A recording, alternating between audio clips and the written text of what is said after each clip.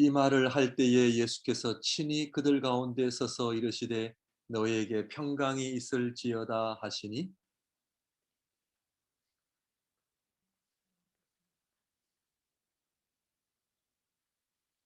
예수께서 이르시되 어찌하여 두려워하며 어찌하여 마음에 의심이 일어나느냐. 내 손과 발을 보고 나인 줄 알라. 또 나를 만져보라.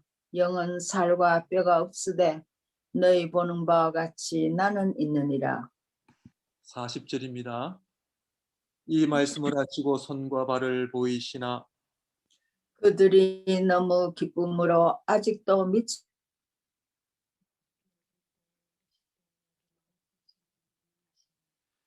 이에 구운 생선 한 토막을 드리니 또 이르시되 내가 너희와 함께 있을 때에 너희에게 말한 바 곧 모세의 율법과 선지자의 글과 시편의 날을 가리켜 기록된 모든 것이 이루어져야 하리라 한 말이 이것이라 하시고 또 이르시되 이같이 그리스도가 고난을 받고 제3일에 죽은 자 가운데서 살아날 것과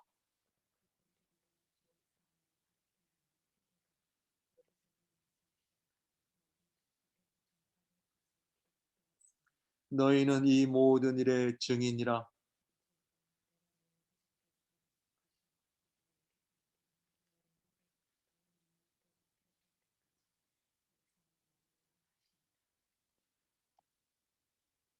예수께서 그들을 데리고 베다니 앞까지 나가사 손을 들어 그들에게 축복하시더니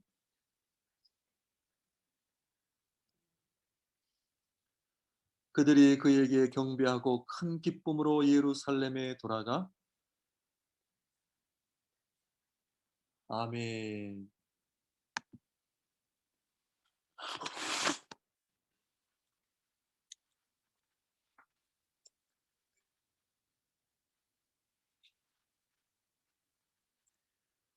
부활주의를 맞이하여 부활 신앙으로 현재의 고난을 이기는 삶이라는 제목을 가지고 함께 하나님의 은혜를 나누고자 합니다. 여러분, 이 코로나 시대를 맞이하면서 어떤 생각을 또 많이 하시고 또 어떤 영적 교훈을 여러분들 받고 계십니까? 저는 개인적으로 이 코로나 시대를 통해서 이 피조물이라고 하는 이 부분에 대해서 많은 생각을 하고 또 묵상을 하고 있습니다. 하나님께서 창조하신 이 피조 세계에 대한 하나님의 사랑, 그리고 하나님의 섭리하심, 그리고 하나님께서 이 피조 세계를 더 나아가 완성하신다라고 하는 이런 맥락에서 이해할 때에 저희가 그동안 이 피조 세계에 대한 관심과 또 이 사랑을 사랑이라고 하는 부분에 있어서 참 많이 부족했던 것은 아닌가 하는 생각을 해봅니다. 오늘 부활주의를 맞이하여 이 피조 세계 그리고 이 육신 우리 주님께서 인간의 몸을 입으시고 그 육신을 부활하게 하셨다라고 하는 이 것을 볼 때에 이 피조 세계, 그죠? 이 물질 세계가 이 부활에 포함되어져 있다라고 하는 것을 우리가 이해할 때에 여러분 이 코로나 자체가 우리에게 힘들고 어렵고 또 고난이 되기도 하지만 또 동시에 하나님께서는 이 피조 세계를 정화하시고 치유하시고 또 회복하시는 중이다라는 그런 관점을 가질 때에 저희는 이 어려움을 믿음으로 또 잘 극복하고 또 이 피조 세계가 하나님의 은혜 가운데 더 완성해지고 더 나아져 갈 수 있다라고 하는 소망도 우리에게 있다는 것을 우리가 좀 기억해야 할 필요가 있습니다. 그럴 때에 저희가 낙심하지 말고 우리의 몸 또한 부활하기 때문에 하나님께서 창조하신 이 피조 세계 또한 함께 존재하기 때문에 하나님께서 더 멋있고 더 아름답고 결국에는 완성된 피조 세계를 이루어 가신다라고 하는 그런 관점을 가지고 우리가 좀 살아야 될 필요가 있습니다. 그래서 잘 아시지만 피조 세계를 우리가 좀 사랑해야 한다 하는 것입니다. 그래서 이 자연이라고 하는 것도 우리가 소중히 여겨야 되고 제일 중요한 것은 이 피조물인 우리 인간을 사랑하고 아껴야 된다는 것이죠. 그런데 여러분들 요즘 북미에 이 아시안 혐오 때문에 폭행과 폭력이 늘어나고 있지 않습니까? 참 이것이 너무나 슬픈 이야기죠. 왜냐? 하나님의 피조물인 인간을 내가 함부로 한다고 하는 것은 엄청난 하나님 앞에 대한 죄거든요. 그러므로 정말 우리가 폭력뿐만 아니라 다른 사람들을 향한 이 말 한마디조차도 참 우리가 얼마나 조심하며 또 우리의 행동 거지가 얼마나 참 하나님 앞에 겸손하게 살아야 되는가 하는 것을 또한 우리가 생각하게 됩니다. 그러므로 참 이 어려운 시대에 정말 하나님께서 이 세상을 사랑하시고 부활이라고 하는 소망 그리고 복음으로 회복하시고 치유하고 계신다라는 이 믿음 속에 다시 한번 소망으로 이 어려움을 또 잘 극복하시는 우리 모든 성도님들 되시기를 바랍니다. 그러므로 내가 하나님의 피조물이라는 생각과 내 스스로 하나님인 것처럼 살아가는 것은 내 삶에 많은 차이를 줄 수 있다는 것입니다.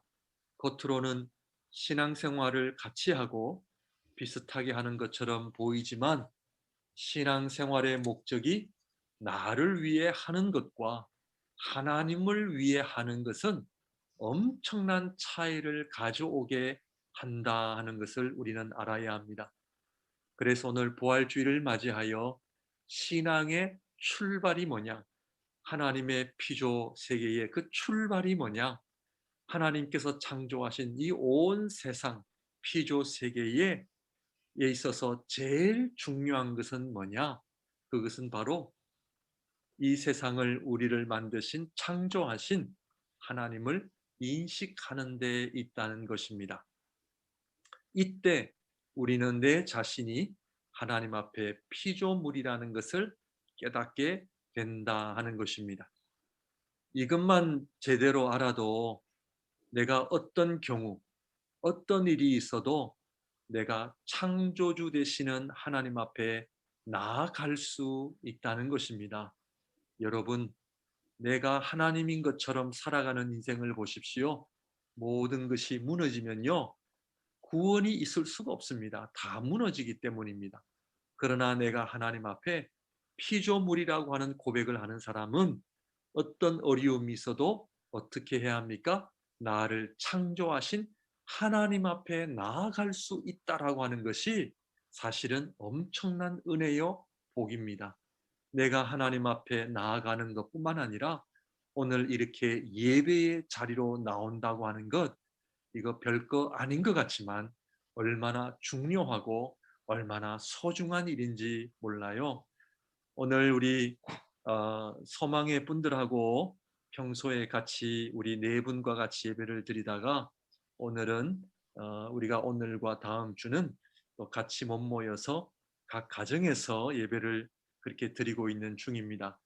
그래서 우리 컴퓨터로 이렇게 하실 수 있는 분은 하시지만 우리 조충규 권사님 같으신 경우는 아침에 통화를 했는데 함께 예배를 드릴 수 없다는 것이 얼마나 마음이 아프셔서 참 그 어려운 마음을 고백하시더라고요. 참 저희가 평소에는 참 예배 드리는 것이 당연하고 또 그런 줄 알았는데 이런 시점에 와 보니까 이 예배를 함께 드리고 또 만나서 예배를 못 드린다고 하니까 그 권사님이 얼마나 마음 아파하시는지 몰라요. 그래서 우리 신앙인들은 참 우리가 하나님 앞에 피조물이다 하는 것을 알면 오늘 우리 최 장로님 기도처럼 정말 우리가 하나님 앞에 겸손하며 살아가야 된다 하는 것입니다. 그러므로 우리 특별히 신앙인들은 내가 하나님 앞에 피조물이라는 것을 알 때에 누구를 우리가 바라보며 살아야 된다. 그것은 바로 하나님이시죠. 그러므로 우리 신앙인들은 하나님을 아는 일에 우리가 최선을 다하고 열심을 다해야 한다는 것입니다. 그래서 우리 신앙인들은 한마디로 신학자들이 되어야 합니다. 우리 보통 신학을 한다 하는 것은 하나님을 공부한다, 하나님을 배운다. 이것은 우리 목회자들이나 선교사님들만 하는 작업이 아니라 저는 요즘 깨닫게 되는 것은 우리 모든 하나님의 성도들이 하나님을 배우고 하나님을 아는 일에 열심을 더해야 된다. 그래서 신학자들이 되어야 한다. 저는 우리 목양의 성도님들에게 이렇게 말씀드리고 싶습니다.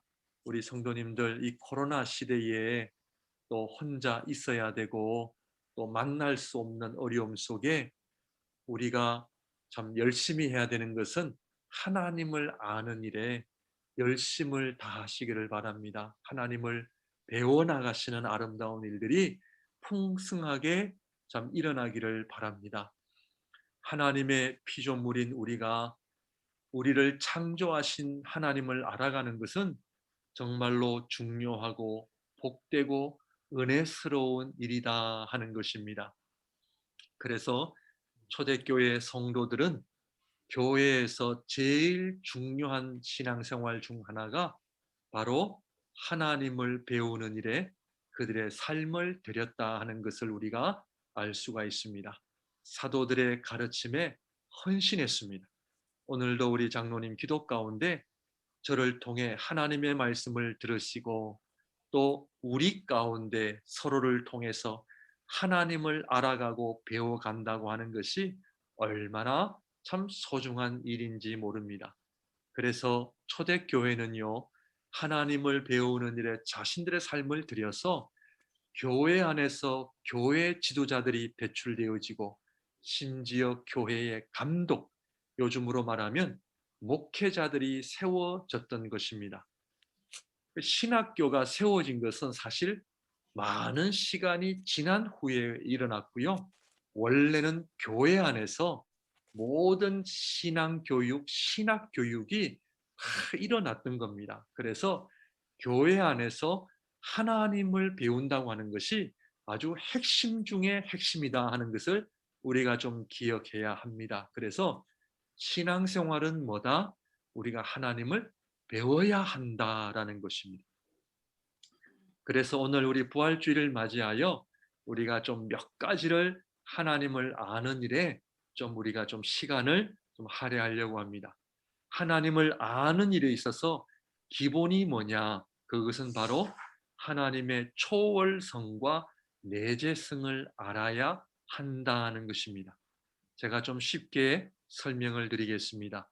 하나님의 초월성과 내재성, 이 두 가지를 우리가 기본적으로 알아야 된다는 것인데, 하나님의 초월성은 뭐냐? 그것은 바로 이 세상을 창조하신 전지전능하신 하나님께서만이 지니신 특성이 바로 초월성입니다. 하나님께서만 가지신 특성이 뭐라고요? 초월성이다. 그렇게 말씀을 드렸습니다. 내재성은 두 번째로 내재성은 하나님의 임재를 의미합니다. 하나님께서 완전하신 하나님께서 이 피조 세계를 창조하신 이유가 무엇일까요? 그것은 바로 하나님의 초월성, 하나님의 그 초월적인 존재를 이 피조 세계에 하나님의 임재를 주시기 위함이다 하는 것이죠. 어렵지 않죠? 하나님께서 이 세상을 만드신 이유는 창조하신 피조물에 하나님께서 함께 하시기 위함이다 하는 것이에요. 이것이 간단한 것 같지만 너무나 중요해요. 우리 하나님께서는 이 세상을 창조하시고 이제는 너희들이 알아서 살아라 이것이 아닙니다. 하나님께서 창조하신 이 세상을 너희들이 알아서 관리해라. 물론 청지기의 사명은 있지만 우리 하나님께서는 하나님의 임재를 통해서 이 피조 세계에 함께 하시겠다는 것이에요. 이것이 바로 낙원이에요. 영어로 말하면 패러다이즈라는 것이고요. 하나님과 피조물이 함께 살아가는 것. 그래서 창세기의 에덴 동산의 의미가 바로 이러한 의미로 이해를 하셔야 됩니다. 그리고 에덴 동산 후에 하나님의 성소, 하나님의 성전, 하나님의 교회, 예수님께서 부활하시고 승천하신 이유도 내가 너희들을 위해 처소를 준비하러 하나님께로 아버지께로 가신다는 거예요. 말씀이 육신이 되어 우리 가운데 거하심에 우리와 함께 하시는 처소를 만드시기 위해 이 땅에 오셨다라는 것입니다. 그러므로 신앙생활을 우리가 하는 이유가 뭡니까? 그것은 바로 하나님의 임재가 있는 하나님의 낙원, 에덴 동산, 하나님의 성소, 하나님의 성전, 하나님의 교회. 하나님의 교회의 의미는 하나님의 임재가 있는 곳, 하나님의 백성들이 하나님을 만나는 곳, 하나님과 함께 사는 곳, 결국에는 영원한 하나님의 나라를 의미한다는 것이죠. 어렵지 않죠? 이것이 바로 하나님께서 이 세상을 창조하신 목적이다라는 것이에요. 그러므로 부활은 당연히 있을 수밖에 없는 거예요. 왜?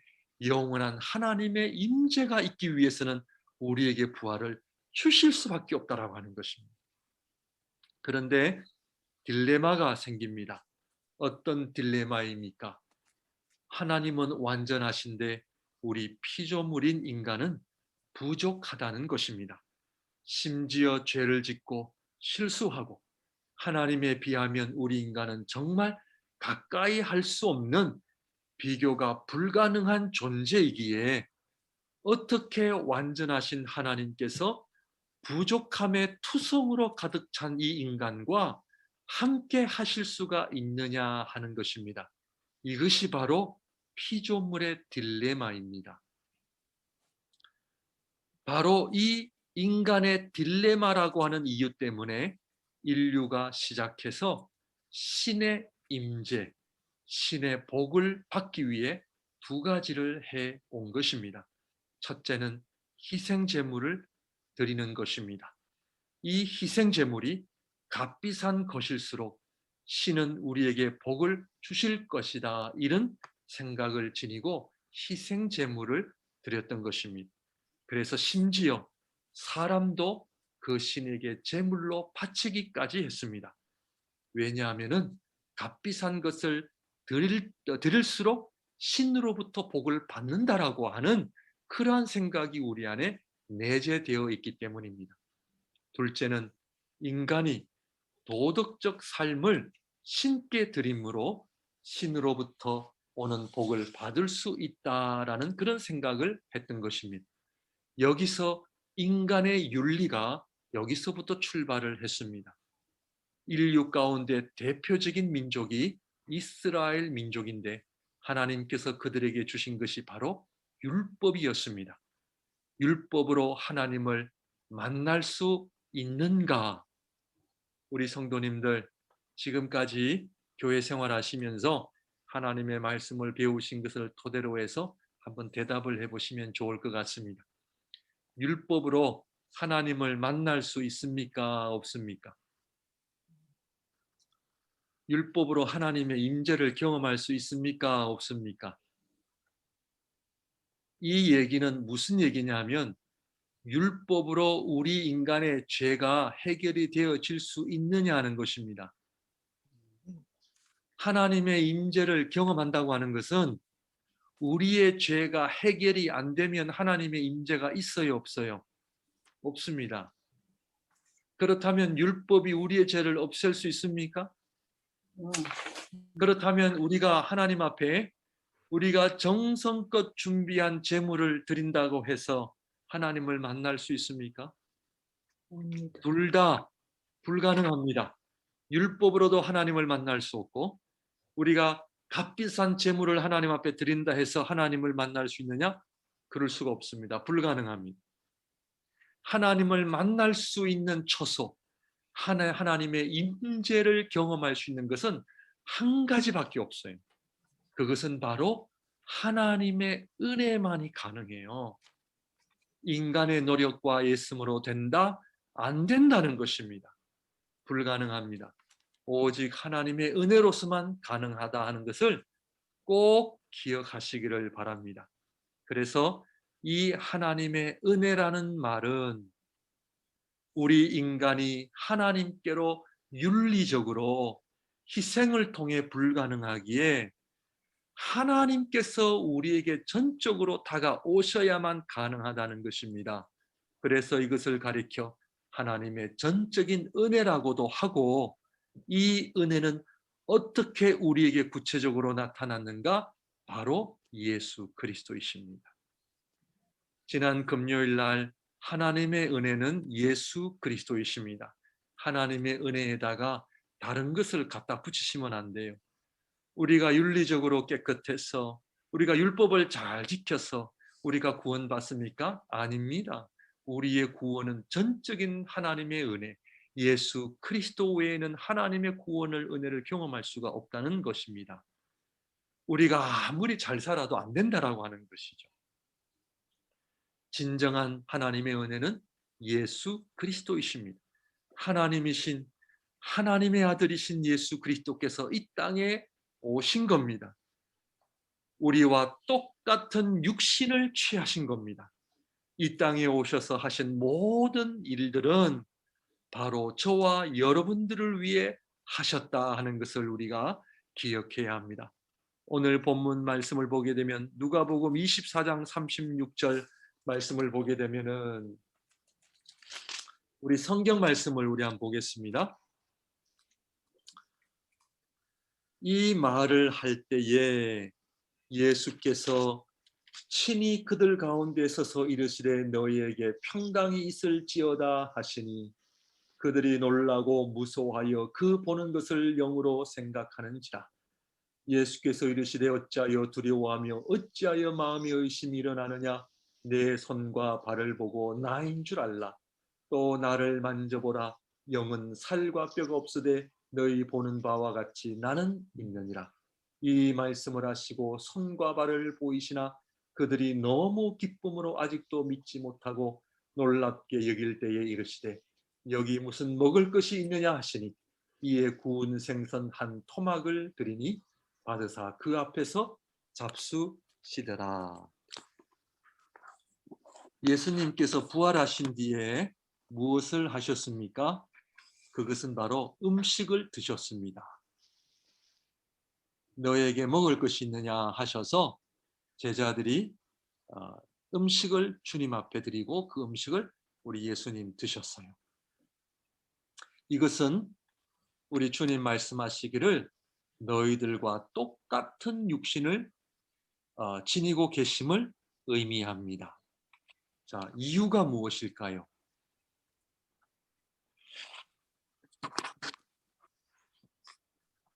왜 예수님께서 부활하시고 음식을 드신 이유가 어디에 있습니까? 우리 목사님 다시 한번 좀 백으로 해주실래요? 예.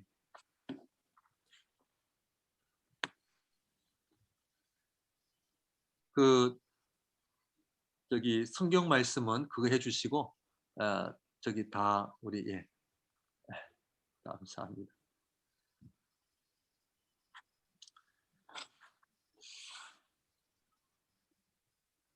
조금 전에 읽은 말씀은 예수님께서 음식을 드신 이유가 무엇입니까? 예수님께서 음식을 드신 이유는 부활이 육신의 부활을 우리에게 보여주시기 위함이에요. 자, 그렇다면 예수님께서 우리와 똑같은 육신을 취하시고 죽으시고 그 몸이 다시 부활되셔서 똑같은 또한 부활되신 몸을 취하신 이유가 어디에 있느냐는 거예요. 너무나 중요한 말씀이에요. 그것은 바로 그 예수님의 육신이 하나님의 임재가 있는 하나님의 성전이라는 것을 우리에게 보여주시는 거예요. 이 얘기는 육신을 지닌 우리들에게도 예수 그리스도의 복음으로 말미암아 은혜로 말미암아 하나님께서 거하시는 처소를 만드시기 위함이다 하는 것입니다. 즉 우리 몸을 하나님의 임재가 있는 곳, 하나님께서 함께 하시는 처소가 되게 하시기 위함이다 하는 것을 우리가 꼭 기억해야 합니다. 예수님께서 하나님이시며 동시에 인간이신 예수님 스스로 성부 하나님 앞에 희생제물이 되시고 순종하심으로 우리의 희생과 의를 대신해서 드리셨다는 것을 의미하고 이 예수님의 모든 사역을 저와 여러분들의 것으로 받는 믿음으로 말미암아 우리 안에 무엇을 만드시기 위해서요? 하나님이 거하시는 성전이 되게 하시기 위함이라는 것을 알아야 합니다. 하나님의 성전은 무엇으로 가득한 곳입니까? 여러분, 하나님의 성전은 무엇으로 가득합니까?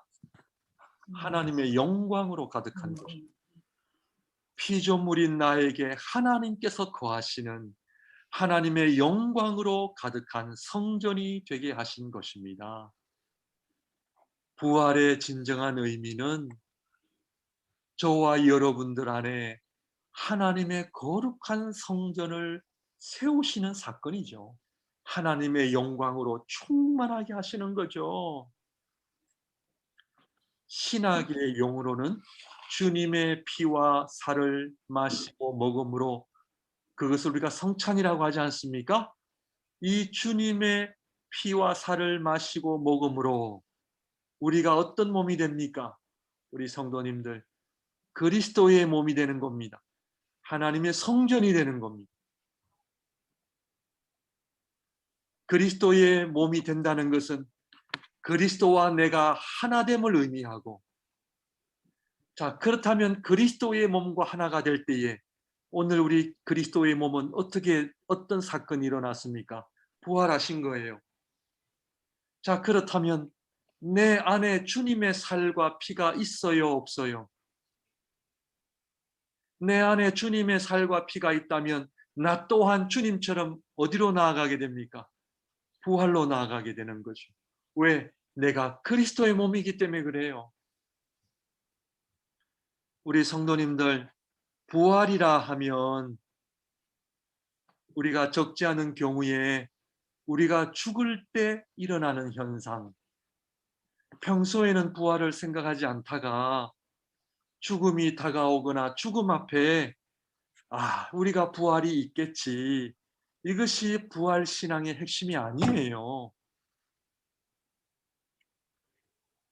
부활 신앙의 핵심은 예수 그리스도를 믿음으로 말미암아 우리 안에 그리스도의 몸이 이미 이루어졌기 때문에 부활은 날마다 우리에게 확신되어지고 증거되어지는 거예요. 왜? 내가 그리스도의 몸이기 때문에.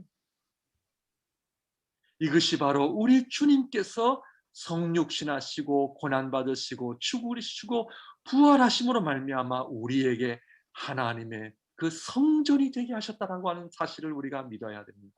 이것이 은혜예요. 그래서 바울은 질그릇 같은 내 안에 예수 그리스도라고 하는 보배를 지니고 있음을 고백했습니다.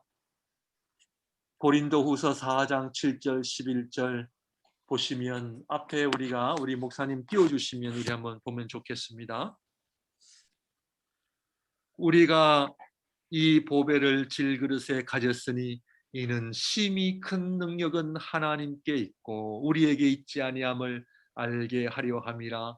우리가 사방으로 우겨쌈을 당하여도 쌓이지 아니하며 답답한 일을 당하여도 낙심하지 아니하며 박해를 받아도 버림받지 아니하며 거꾸로 트림을 당하여도 망하지 아니하고 우리가 항상 예수의 죽음을 몸에 짊어짐은 예수의 생명이 또한 우리 몸에 나타나게 하려 함이라. 우리 살아있는 자가 항상 예수를 위하여 죽음에 넘겨지면 예수의 생명이 또한 우리 죽을 육체에 나타나게 하려 함이라. 14절 주 예수를 다시 살리시니가 예수와 함께 우리도 다시 살리사 너희와 함께 그 앞에 서게 하실 줄을 아노라. 아멘. 다시 한번 우리 성도님들 좀 다 비춰주시고요. 네. 사도 바울이 질그릇 안에 우리 안에 예수 그리스도로 가는 보배가 있기 때문에 우겨쌈을 당하여도 답답한 일을 당하여도 낙심한 일을 당하여도 박해를 받아도 거꾸로 트림을 당하여도 문제가 없다는 거예요. 왜? 나는 누구의 몸이에요? 그리스도의 몸이기 때문에 내 안에 그리스도가 계시기 때문에 심지어 죽음 앞에서도 우리는 겁낼 이유가 없다는 거예요. 여러분 이게 은혜지 않습니까? 예수 그리스도의 부활하심이 나의 부활이고요. 주님과 하나 되는 이 놀라운 은혜, 이것이 부활주일의 하이라이트예요. 우리 성도님들 날마다 그리스도의 몸을 지니고 있다라고 하는 아름다운 간증과 감격과 이 고백 속에 살고 계십니까? 아마 사도 바울이 코로나 때문에 우리가 어려워할 것을 미리 아시고 우리 사도 바울이 그렇게 고백했던 것 같아요. 우겨쌈을 당하여도 답답한 일을 당하여도 예? 전혀 괜찮대요. 예. 우리 성도님들 답답해요? 낙심됩니까? 힘듭니까? 내 안에 내가 그리스도의 몸으로 믿음으로 승리하며 사시기를 바랍니다. 그렇다면 그리스도의 몸을 지닌 우리가 어떻게 살아야 합니까? 하나님의 영광으로 충만한 하나님의 성전인 내가 어떻게 살아야 합니까? 여러 설명이 필요 없죠. 우리는 세상과 구별되어져며 살아야 합니다. 세상과 똑같이 걱정하고 불평하고 불안해 사는 것은 아니죠. 왜냐? 본질적으로 다른 삶을 사는 존재가 우리 신앙인들이에요. 왜? 부활의 몸을 이미 지니고 있기 때문에 예수 그리스도의 몸을 이미 내 안에 지니고 있기 때문에 그런 거예요. 그래서 바울은 내 안에 그리스도의 흔적이 있다고 고백을 하는 것입니다. 갈라디아서 6장 14절은 제가 읽어 드릴게요. 잘 들으시면 됩니다. 그러나 내게는 우리 주 예수 그리스도의 십자가 외에 결코 자랑할 것이 없으니 그리스도로 말미암아 세상이 나를 대하여 십자가에 못 박히고 내가 또한 세상을 대하여 그러하니라. 이후로는 누구든지 나를 괴롭게 하지 말라. 내가 내 몸에 예수의 흔적을 지니고 있노라. 그리스도의 고난의 흔적, 하나님을 사랑한 그 흔적, 이 땅에서 오직 하나님의 나라와 영광을 위해 살았던 그 흔적, 영혼들을 사랑한 그 흔적, 우리 주님께서 부활하신 뒤에 십자가의 흔적을 그대로 지니고 계셨다는 것은 무엇을 의미합니까? 그것은 이 땅에 육신으로 계셨을 때에 지니셨던 그 흔적을 그대로 지니고 있으심을 의미합니다.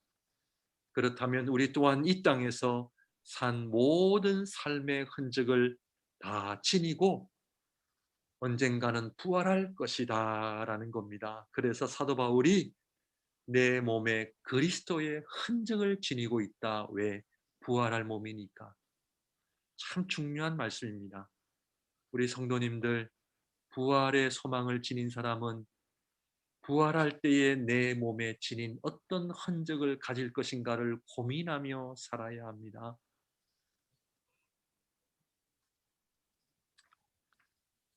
내가 이 땅에 살면서 주님을 사랑한 흔적, 주님의 몸된 교회를 위하여 헌신하고 수고한 흔적.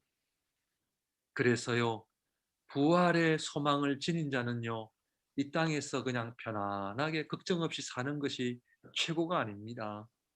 우리가 세상 사람들을요, 너무 부러워할 필요도 없고요. 부러워해서도 안 되죠. 왜? 부활 때문에. 여러분, 이 땅에서 어떻게 살기를 원하십니까? 정말 주님의 흔적을 가지기를 원하십니까? 아니면 그냥 편안하게 그냥 이렇게 살기를 원하십니까? 부활주의를 맞이하여 부활이 있을까 없을까? 부활이 분명히 있기 때문에 정말 그 확신을 가지고 살아야 되지 않겠는가? 이것이 부활주일의 목적이 아닙니다. 부활주일의 진정한 목적은 그리스도의 몸으로 살아가기 때문에, 왜? 부활이 분명히 있기 때문에 그리스도의 몸으로 살아가는 저와 여러분들이 영광스러운 부활을 소망하며 살아가는 것이 이 부활주일의 진정한 의미예요. 그 영광스러운 부활에 참여할 것을 기대하면서 우리 성도님들이 함께 모여 어떻게 우리가 그날까지 우리 몸에 그리스도의 아름다운 흔적을 지닐 것인가. 이것이 부활주일의 핵심이에요. 내 안에 그리스도의 흔적이 없이 살아가면 부활이 소망으로 다가오겠습니까? 두려움으로 다가올 수밖에 없겠죠. 내 욕심으로 가득 찬 삶을 살아온 흔적만이 있다면 얼마나 우리가 부끄럽겠습니까? 그러나 반대로 주님을 닮아가는 흔적들로 가득 찬 삶이야말로 얼마나 복된 삶입니까? 우리 성도님들, 주님을 사랑하시는 삶을 더욱더 살아가시길 바랍니다. 그래서 흔적들을 우리가 지내야 돼요. 우리 입술의 흔적, 손과 발의 흔적, 그리고 거룩하게 살아야 되죠. 이 코로나 시대라는 이 고난의 시대에 무엇보다 주님을 더욱더 의지하시고 믿음의 깊이와 믿음의 진보를 이루시어 우리 안에 그리스도의 흔적으로 남는 복된 이번 코로나 시대가 되기를 바랍니다. 좋은 기회잖아요. 주님의 흔적을 남길 수 있는 좋은 흔적이잖아요. 그래서 바울은 우리가 먹든지 마시든지 하나님의 영광을 위하라. 왜? 다 우리 몸 안에 흔적으로 남기 때문에 그래요. 왜? 우리 몸이 그리스도의 몸이기 때문에 그래요. 그러므로 부활의 근거는 바로 우리 주님이신 예수님께서 부활하셨고 그를 믿는 자에게 그리스도의 몸이신 그리스도의 몸을 우리에게 주심으로 말미암아 우리에게도 동일한 부활로 나아가게 될 것임을 말씀하십니다. 한 가지만 더 얘기하고 정리하도록 하겠습니다. 저와 여러분들의 몸은 누구의 몸이다? 꼭 기억하십시오. 그리스도의 몸입니다. 이것이 바로 부활의 근거를 주는 놀라운 신앙의 고백이다. 그런데 그리스도의 몸이 하나 더 있어요. 뭐예요? 그리스도의 몸이 하나 더 있어요. 그리스도의 오늘 성경에 나타난 그리스도의 몸 오리지널은 우리 예수님이 오리지널 몸이세요. 그런데 그 오리지널 예수님의 몸을 1차적으로는 저와 여러분들에게 믿는 자들에게 그리스도의 몸을 주셨어요. 그런데 그리스도의 몸 하나를 더 주셨어요. 뭐예요? 교회입니다. 교회. 그래서 교회가 중요합니다. 그래서 오늘 이 교회는 뭐다? 하나님이 함께 하시는 하나님의 성전인 거예요. 교회의 사명이 뭐예요? 그래서요. 우리 말씀을 보게 되면 48절 말씀을 보게 되면 너희는 이 모든 일의 증인이라. 교회의 본질 그리스도의 몸이기 때문에 어떤 사명이 있다고요? 첫 번째, 증인의 삶을 살아야 돼요. 무엇을 증거해야 돼요? 우리가 건강 자랑하고 집 자랑하고 차 자랑하고 우리가 내 것을 자랑합니까? 여러분, 이 세상의 모든 싸움의 시작과 모든 갈등과 그것이 어디서 시작되느냐 하면요. 내 자랑에서부터 와요. 내 것을 자랑할 때 항상 여긴 어려움이 있어요. 우리 성도님들, 내가 그리스도의 몸으로 살아가는 이 은혜를 아는 사람은 무엇만 얘기하게 돼 있냐면 주님의 복음을 자랑하고 이것을 밖에 얘기할 것밖에 없어요. 왜? 이것만이 하나님의 은혜이기 때문에 그렇습니다. 그래서 우리 주님께서 교회를 향하여, 제자들을 향하여 너희는 이 모든 일의 증인이라. 그래서 우리 주님께서 가장 기뻐하시는 교회는요, 큰 교회도 아니고 작은 교회도 아니고 재정이 많은 교회도 아니고, 우리 주님께서 가장 기뻐하시는 교회는 부활을 증거하는 교회입니다. 부활을 증거하는 우리 성도님들이 되시길 바랍니다. 부활의 기쁨을 증거하시길 바랍니다. 이것이 초대교회가 살았던 삶이에요. 복음을 증거한 거예요. 왜냐? 부활은 죄와 사망 꼼짝 못하니까요. 꼼짝 못해요.